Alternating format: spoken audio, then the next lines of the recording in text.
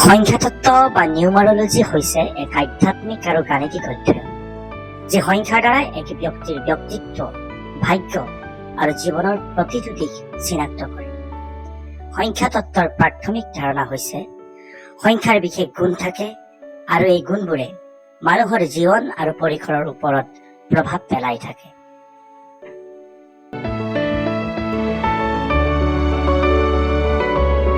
সংখ্যাতত্ত্বই ব্যক্তিত্বৰ বিশ্লেষণ, ভৱিষ্যতবাণী, জীৱনৰ উদ্দেশ্য আৰু সিদ্ধান্ত, সম্পৰ্ক আৰু পৰিসৰৰ পৰ্যালোচনা, আধ্যাত্মিক বৃদ্ধি আদি দিশসমূহ সাঙুৰি লয়। সংখ্যাতত্ত্ব হৈছে গুৰুত্বপূৰ্ণ আধ্যাত্মিক আৰু গাণিতিক ক্ষেত্ৰ, যি বহু সময়ত ব্যক্তিগত, প্ৰফেচনেল আৰু আধ্যাত্মিক পৰিসৰে ব্যৱহৃত হয়।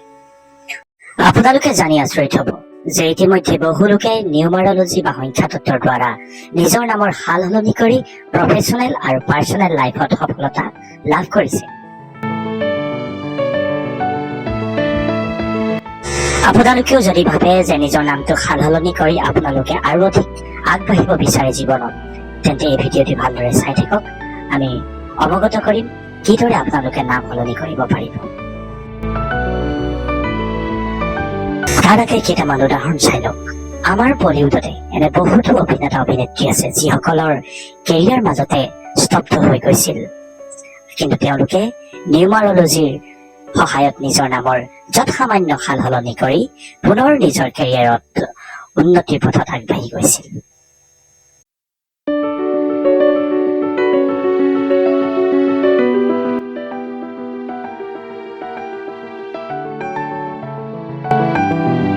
এই ক্ষেত্ৰত অজয় দেৱগন, ৰাণী মুখাৰ্জী, আয়ুষ্মান খুৰানা, ৰাজকুমাৰ ৰাও আৰু বহুতো।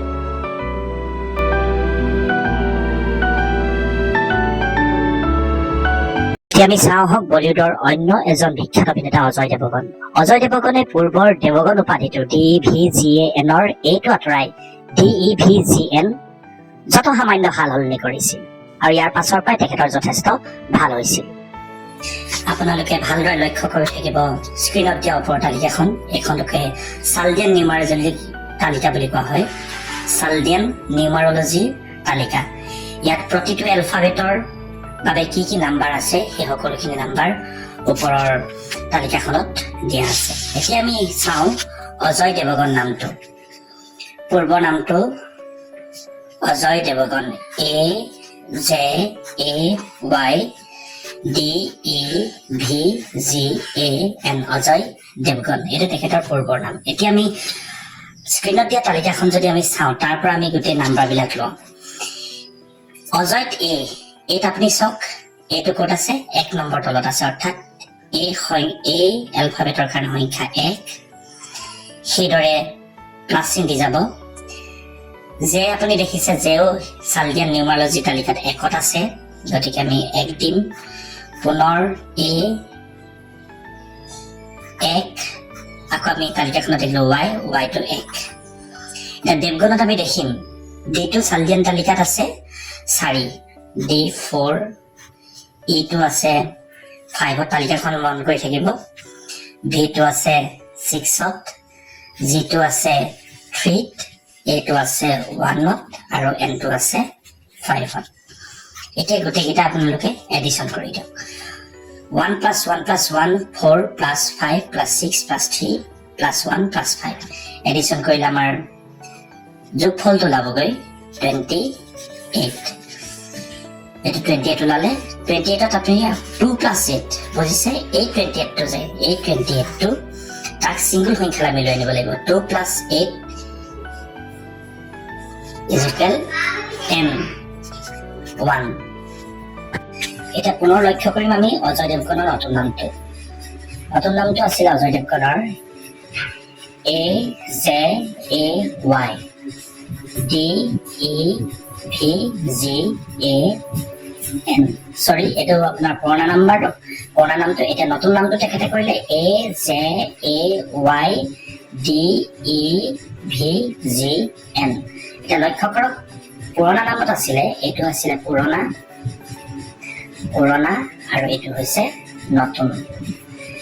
এতিয়া পুৰণা নামত উপাধিত যিটো আছিলে কিন্তু এতিয়া ইয়াত জিটো নাই, অৰ্থাৎ এইটো আঁতৰাই তেখেতে GN কৰিলে।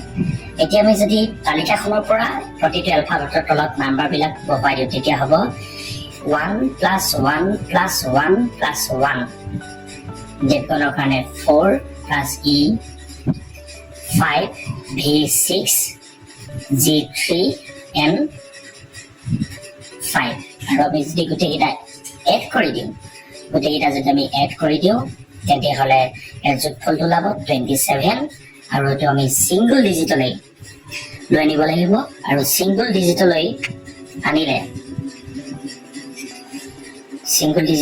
ইয়াৰ ফলটো হ'ব 2 + 7 = 9 যথেষ্ট good number, very good number. একা কথা আমি থোৰতে কৈ থৈ যাওঁ, পৰৱৰ্তী পৰ্যায়ত আৰু নতুন ভিডিঅ' বনাম।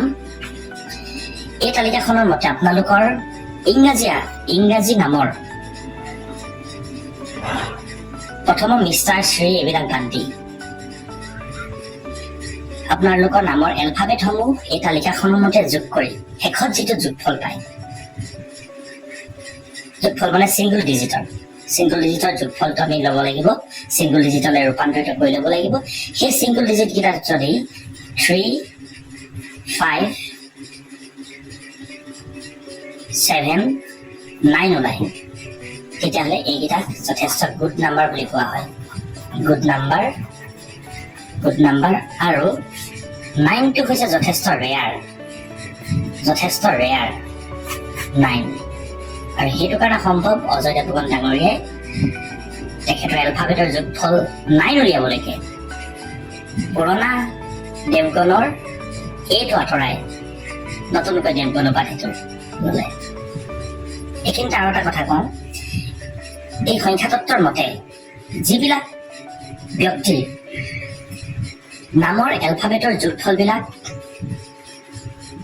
4, 6, 8 ওলায় সেইবিলাক যথেষ্ট অশুভ বুলি কোৱা হৈছে। অশুভ। গতিকে আপোনালোকে আজিয়ে নিজৰ নামটো কাইণ্ডলি চেক কৰি লওক আৰু আপোনালোকৰ এলফাবেটসমূহৰ যোগফল কি স্ক্ৰীণত দিয়া নম্বৰ সমূহৰ পৰা প্ৰতিটো এলফাবেটৰ নম্বৰ দিয়া আছে, সেইবিলাক লৈ যোগফলটো কি আপোনালোকে চেক কৰি চাব পাৰে আৰু প্ৰয়োজন বোধ কৰিলে আপোনালোকে পুনৰ নামটো সলাই ল'ব পাৰে। য'ত সামান্য সলনি কৰিলেই এই যোগফলবিলাক যথেষ্ট সলনি হৈ যায়। ধন্যবাদ।